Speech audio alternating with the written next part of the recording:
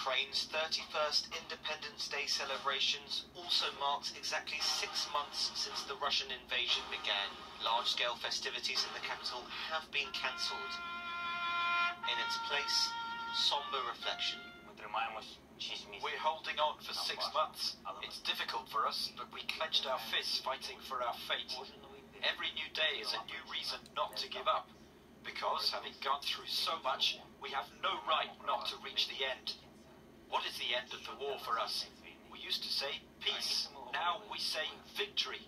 We will not seek an understanding with the terrorists. Despite waking up to the sound of air raid sirens today, Kyiv's residents remain steadfast. To be independent is to think, to speak, do what you want, even in times of war. That's what Ukraine does. My friends from the gym are all fighting on the front line, so it's inappropriate for me to get tired. They have a right to be tired, and we must help, donate and pay taxes and keep fighting, because if we stop, they will settle here. Russia now occupies over 20% of Ukraine, including Crimea. But even after 6 months of war, Ukrainians refuse to give in. The UN says more than 5,500 people have been killed in the conflict. More than half of the deaths were in Donbass, where fighting has been in New York. The UN Secretary General gave his assessment of the war so far. Today marks a sad and tragic milestone.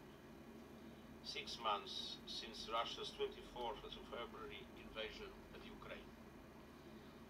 During this devastating period, thousands of civilians have been killed and injured, including hundreds of children. The world has seen grave violations of international human rights law and international humanitarian law, committed with little to no accountability. Ukraine's president addressed the Security Council meeting, accusing Russia of nuclear blackmailing Europe and plunging the planet into its worst nightmare. Russia has put the world on the brink of a radiation catastrophe, Volodymyr Zelensky tells the UN. The Russian military has turned the territory of the largest nuclear power plant in Europe, the Zaporizhzhia nuclear power plant, into a war zone.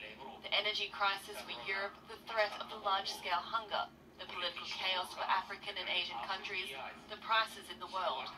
Isn't it too much for a single country whose representative sits among you? Russia's ambassador to the UN was quick to put the blame straight back onto Ukraine.